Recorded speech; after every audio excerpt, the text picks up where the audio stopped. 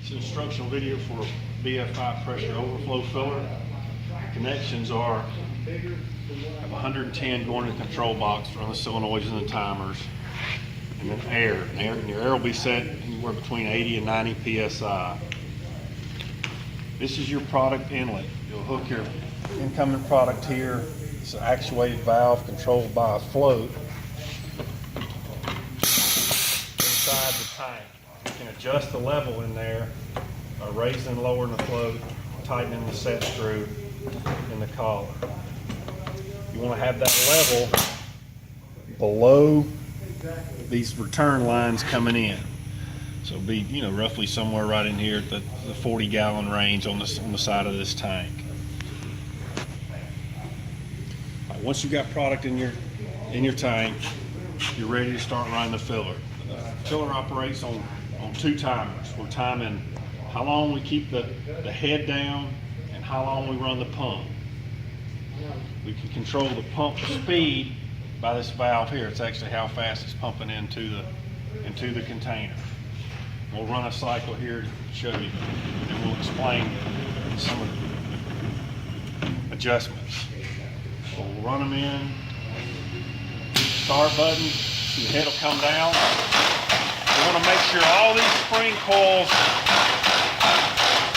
are touching. I'll explain why that's important in a minute. On the timers,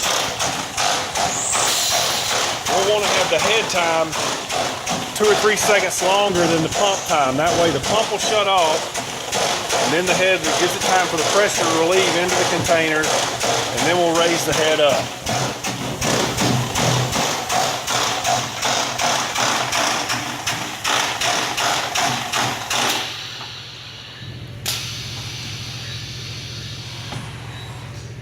All right, the way these heads work, it's coming out of the tank through the air pump to this manifold and into these top lines and coming down through the center tube. I'll open one of these nozzles.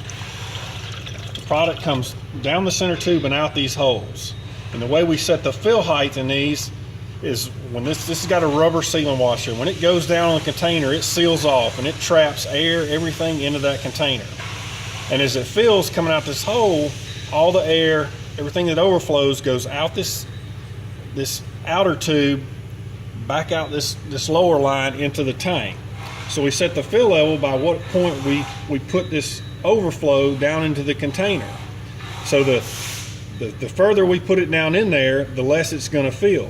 And the way we do that is by spacers. You slide the rubber sealing washer off, leave the sealing washer, and then we have a series of different size spacers. So if you want to add this much level to the container, you add this spacer. And if you inversely, if you want to take out this much level, you take off. Now every time you change the level, you have to adjust the head so that we achieve those spring coils touching when it goes down. And the way we do that is we adjust it with these crank handles here to let it go down further, or if it's going down too far, we screw them down so it's not wanting to try to crush the containers. E-stop on the machine. Anything goes wrong during a fill, just hit the E-stop and it goes back up and starts ready to go again. We added a switch on the front float where you can turn the float off. That way when you get down to the end of your batch, you can just switch it off so that valve's not sitting there calling for product.